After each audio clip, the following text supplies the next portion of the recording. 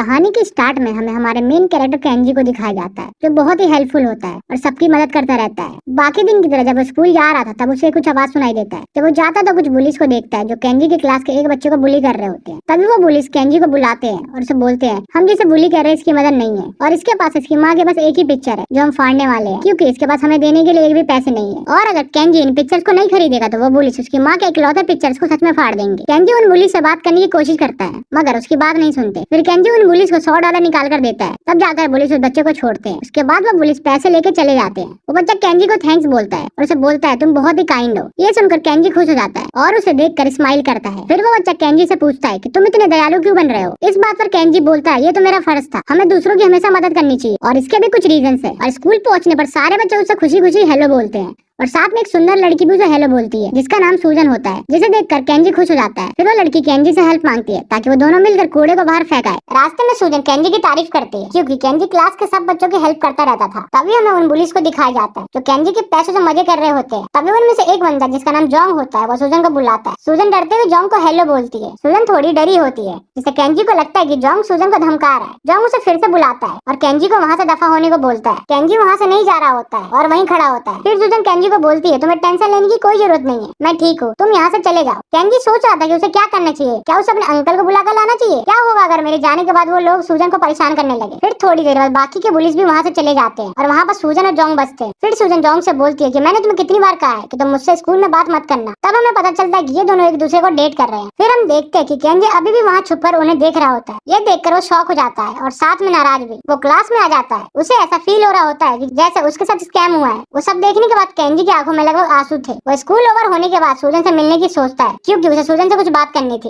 और स्कूल खत्म होने के बाद जब सूजन और केंजी एक साथ घर जा रहे होते हैं तब केंजी सूजन से पूछ लेता है कि क्या तुम जोंग को डेट कर रही हो। इस बात पर सूजन थोड़ी सी डर जाती है और हाँ में जवाब देती है और बोलती है हमने अभी अभी स्टार्ट करा है। इस बात पर केंजी शॉक हो जाता है। फिर हमें एक फ्लैशबैक दिखाया जाता है जहाँ सूजन के पिता नशे में धुत होने के बाद सूजन को ढूंढ रहे होते हैं जो घर से भाग गई थी। सूजन के पिता नशा करने के बाद उसे पीटते थे। फिर हम केंजी और सूजन को देखते हैं जो एक साथ कहीं छुपे हुए थे। फिर सूजन केंजी से कहती है मैं कभी अपने पिता जैसे आदमी से शादी नहीं करूंगी, मैं एक दयालु आदमी से शादी करूंगी, बिल्कुल तुम्हारी तरह। और इसी वजह से केंजी अब तक दयालु बन रहा था। अब हमें प्रेजेंट में दिखाया जाता है। केंजी सूजन को बोलता है लेकिन तुमने तो पहले कहा था कि तुम किसी ऐसे आदमी से शादी करोगे जो दयालु होगा और जोंग तो इन सबसे कई दूर है। जोंग दयालु तो छोड़ो वो लोगों को धमकाता रहता है। इस बात पर सूजन कहती है मैंने पहले एक काइंड आदमी को डेट किया था लेकिन वो बहुत ही ज्यादा बोरिंग था, बट दूसरी और बुरा आदमी जोंग वो ज्यादा अट्रैक्टिव और इंटरेस्टिंग है। ये सब सुनने के बाद केंजी शांत था। केंजी की इतने सालों की मेहनत बेकार गई। केंजी थोड़ा मायूस हो गया था ये जान के कि सूजन को अच्छे लोगों की परवाह नहीं थी और अब सूजन बुरे लड़कों में थी। कुछ भी समझ न आने के कारण केंजी सूजन का हाथ पकड़ लेता है और उसे अनाप शनाप बोलने लगता है कि मैं जोंग से भी ज्यादा मतलबी हूँ, मैं अब तक बस अच्छा बनने की एक्टिंग कर रहा था, मैं बुरा नहीं एक गैंगस्टर हूँ, मेरे रगों में गैंगस्टर्स का खून बहता है, मैं एक बहुत ही बुरा इंसान हूँ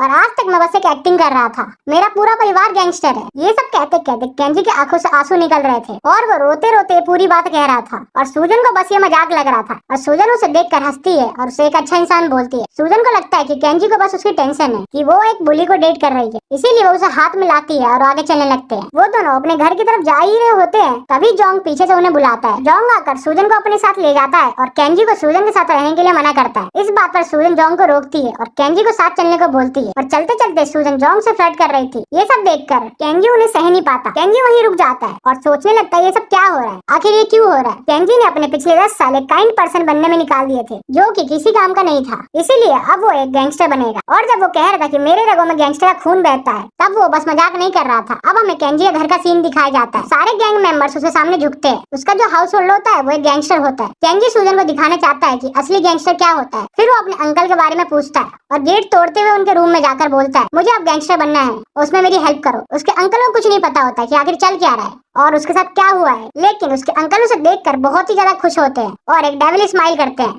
केंजी के अंकल 10 साल से इसी चीज का वेट कर रहे थे। उसने 10 साल से एक अच्छा और काइंड पर्सन बनने में मेहनत की थी और इसीलिए उसके अंकल ने धमकाया था कि बुरा इंसान बनने में कुछ ही सेकंड्स लगते हैं। केंजी वो सब छोड़ने के लिए तैयार था जो उसने पिछले 10 साल में किए थे। फिर केंजी के अंकल बोलते हैं सबसे पहले तो ये जो तुम्हारे अंदर से गुड बॉय की वाइब्स आ रही है उसे दूर करो, उसके लिए तुम्हारा पूरा ड्रेसिंग चेंज करना पड़ेगा और जो तुम इतने अच्छे से हंसते हो उसे बंद करना होगा क्योंकि गैंगस्टर्स के चेहरे पे हमेशा एक सीरियस लुक होता है। फिर केंजी के अंकल उससे पूछते हैं कि अचानक से उसे एक बुरा आदमी क्यों बनना है। तब केंजी बोलता है कि अब मेरे पास अच्छा बनने का कोई रीजन नहीं है। केंजी अभी भी सूजन और जोंग के बारे में सोच रहा होता है और बोलता है क्या मैं अंकल जैसा बुरा आदमी बन सकता हूँ। तभी केंजी के पास नंबर 2 आता है उसे अच्छे से ड्रेस करने के लिए। फिर केंजी अपने कमरे से निकलता है गले में एक गोल्ड चेन पहने हुए और बिल्कुल गैंगस्टर और गुंडों माफी कपड़े पहने हुए। केंजी अपने अंकल से पूछता है कि क्या ये स्कूल पहन के जाना ठीक है। तब उसके अंकल बोलते हैं तो बिल्कुल झक्कास लग रहा है बेड़ू। केंजी जब स्कूल के कॉरिडोर में घूम रहा था तब उसे सब बच्चे घूर रहे थे। केंजी सबको हेलो बोलना चाहता था बट उसके अंकल ने उसे किसी को हेलो बोलने से सख्त मना करा था और किसी भी लड़की से बदतमीजी से बात करने को बोला था। केंजी जब अपनी क्लास में एंटर करता है तब वो थोड़ा डर रहा होता है। उसके सारे फ्रेंड्स उसे हेलो करते हैं लेकिन केंजी कैसे भी उन्हें इग्नोर करके जाकर बैठ जाता है। क्लास के सारे बच्चे सोच रहे होते हैं कि आखिर आज केंजी को क्या हुआ है। तभी सूजन उसे कैफेटेरिया जाने के लिए पूछती है। वो उसे मना नहीं कर पाता और एक रूड वे में हाँ बोल देता है। सूजन को यहाँ कुछ भी समझ नहीं आ रहा था। क्लास में सभी को लग रहा होता है कि उनका झगड़ा हो गया है। तभी केंजी सूजन से अच्छे से बात नहीं कर रहा। रास्ते में सूजन केंजी से पूछती है कि वो उसे नजरअंदाज क्यों कर रहा है और वो एक अलग इंसान की तरह बिहेव क्यों कर रहा है। वो इतना कैसे बदल गया। इस बात पर केंजी मना नहीं करता। वो बोलता है मैं बदल गया नहीं, बदली तो तुम हो। और 10 साल पहले की बात बताता है और कहता है 10 साल पहले मैं भी तुम्हारे लिए बदल गया था और आज भी तुम्हारे कारण ही बदल गया हूँ। केंजी ने आज पहली बार क्लासेस को स्किप करा था और स्कूल के बिल्डिंग के पीछे वो शिंग जोंग और कुछ दूसरे बच्चों को देखता है जो क्लासेस स्किप कर रहे थे और वहाँ बैठे हुए थे। जोंग वहाँ स्मोकिंग कर रहा था। फिर वो किसी लड़की के साथ कुछ खाने के लिए खरीदने जाता है। केंजी को ये जानना था कि आखिर बच्चे क्लास स्किप करने के बाद क्या करते हैं, इसलिए वो जोंग का पीछा करता है। फिर वो देखता है कि वो दोनों कुछ ज्यादा क्लोज हो रहे होते हैं और सोचता है क्या पता ये लड़की इसकी भी गर्लफ्रेंड हो। यहाँ होमिन ये देखकर बहुत ही ज्यादा शॉक था और बहुत ही ज्यादा गुस्से में भी था। फिर वो दोनों जोंग के घर पहुंचते हैं और लड़की उसे घर में जाने से मना करती है क्योंकि उसे बस रामेन शॉप जाना था, लेकिन जोंग उसे फोर्स करता है। वो लड़की जोंग को मना करती है लेकिन फिर भी उसका हाथ पकड़ लेता है। इस कारण वो लड़की उसे एक चाटा मार देती है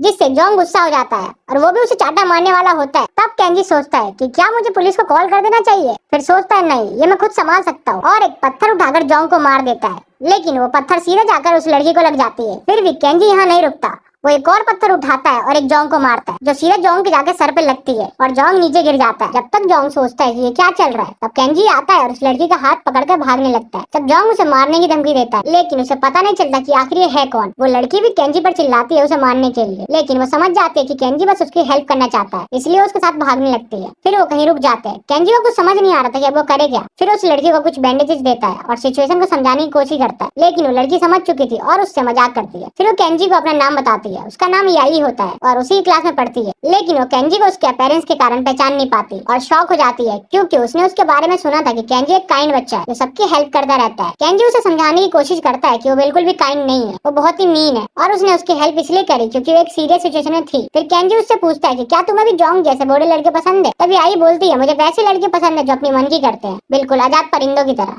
तब केंजी सोचता है पता नहीं यार मैं उस जैसा घटिया इंसान बन सकता हूँ। और इधर याई बस हंस रही थी। तभी याई को जोंग का कॉल आता है। तब केंजी अपने बारे में बताने को मना करता है। जोंग इधर बहुत ही ज्यादा गुस्से में था और वो उससे पूछता है कि उस समय तुम्हारी हेल्प किसने करी थी। उसने हमारे स्कूल की ड्रेस पहनी हुई थी, लेकिन याई उसे धमकाती है कि अगर वो फिर से बदतमीजी करेगा तो वो पुलिस को कंप्लेंट कर देगी और फोन काट देती है। याई खुद पुलिस के पास नहीं जाना चाहती थी क्योंकि वही थी जो जोंग के पास पहले गई थी। फिर वो केंजी को थैंक्स बोलती है और वहाँ से चली जाती है। फिर केंजी के दोस्त उससे पूछते कि आज तुम बड़े चमक रहे हो और बिल्कुल जोंग की तरह लग रहे हो। इस बात पर केंजी खुश हो जाता है क्योंकि वो उसी की तरह लगना चाहता था। ये देखकर केंजी के दोस्त शॉक हो जाते हैं। तभी याई उसके पास आती है और उसके साथ लंच करने लगती है। तब केंजी वहाँ से उठकर चला जाता है क्योंकि वो नहीं चाहता था कि उस इंसिडेंट के बारे में किसी को पता चले। फिर याई भी वहीं से चली जाती है। ये देखकर उसके दोस्त खुश होते हैं लेकिन अंदर से बहुत ही ज्यादा दुखी होते हैं और ये चीज हम उनकी फेस पर देख सकते हैं। याई अपने दोस्तों को भी बताती है कि केंजी ने उसकी हेल्प करी थी। फिर केंजी के टीचर उसके बारे में पूछते हैं कि वो आज क्लास में क्यों नहीं था। केंजी अपने टीचर को गुस्सा नहीं दिलाना चाहता था, इसीलिए वो पहले अपने सारी ज्वेलरीज निकालने लगता है। फिर देखता है कि उसकी एक रिंग मिसिंग है और वो देख के वो बहुत ही ज्यादा डर जाता है क्योंकि वो रिंग उसके सेकंड अंकल ने दी थी और उसके सेकंड अंकल को वो रिंग उसके हेड ने दी थी। केंजी बहुत ही ज्यादा टेंशन में आ जाता है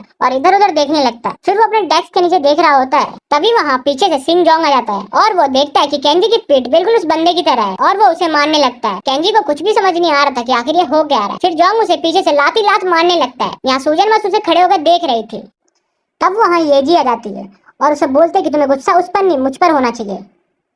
फिर जोंग उसका गला पकड़ के पूछता है कि आखिर वो कौन था, मुझे जल्दी बताओ। यहाँ येजी बहुत ज्यादा डर जाती है और सोचते है आखिर कौन है जैसे जोंग यहाँ क्लास में डरता है। फिर वो सोंग का नाम ले लेती है जो क्लास का सबसे मस्कुलर बंदा होता है। सोंग पीछे वाली डेस्क पे आराम से सो रहा होता है। जोंग उसका नाम सुनकर पहले तो डर जाता है लेकिन वो उसे ऐसे ही नहीं जाने देना चाहता था, इसलिए वो पहले उसके डेस्क पर जाता है, उसका नाम बुलाता है। यहाँ सोंग उसकी बात नहीं सुनता। फिर जोंग गुस्से में उसके डेस्क पर लात मार देता है और उसे गिरा देता है। यहाँ क्लास के सारे बच्चे देखकर शॉक हो जाते हैं और ये भी सोचते है कि उसका प्लान अब फेल हो गया। यहाँ सोंग तभी खड़ा हो जाता है और वो जोंग को घूरते हुए देखता है। यहाँ जोंग पहले तो डर जाता है। फिर वो सॉन्ग से पूछता है कि क्या उस टाइम तू था? तब जोंग बोलता है हाँ शायद नहीं था। इस बात पर जोंग गुस्से में आकर सॉन्ग का कॉलर पकड़ लेता है। तब सॉन्ग उससे अपना कॉलर छुड़ाने की कोशिश करता है और उसका हाथ पकड़ लेता है। तब जोंग को उसकी औकात पता चल जाती है और वो उससे दूर हो जाता है। फिर जोंग केंजी के पास जाता है और उसके सामने बैठने के बाद बोलता है क्या ये बंदा सच में मुझ पर पत्थर मार सकता है? और सोचता है नहीं, एक जैसा कमजोर कुछ नहीं कर सकता। फिर केंजी नोटिस करता है कि उसके अंकल किंग जोंग ने पहनी है। ये देखकर वो डर जाता है और सोचता है कि अब ये रिंग मुझे कैसे मिलेगी। तभी येजी केंजी के पास आती है और उसकी हेल्प करती है। इधर सूजन येजी और केंजी को एक साथ देखकर बहुत ज्यादा जेलेसी फील कर रही थी। येजी सॉन्ग को थैंक यू बोलती है। सॉन्ग को कुछ समझ नहीं आता और वो ऐसी वेलकम बोलकर चला जाता है वहाँ से। केंजी यहाँ बस रिंग के बारे में सोच रहा था और सोच रहा होता है कि आखिर में ये रिंग कैसे वापस लाऊं। घर पे उसकी ये हालत देखकर उसके सारे अंकल बहुत ज्यादा गुस्से में जाते हैं और वो एक वॉर की तैयारी करने लगते हैं और केंजी से पूछते हैं कि ये हालत तुम्हारी किसने करी, जल्दी बताओ। केंजी के सेकंड अंकल उस बंदे को मारने के लिए तैयार थे और बहुत ही ज्यादा गुस्से में थे।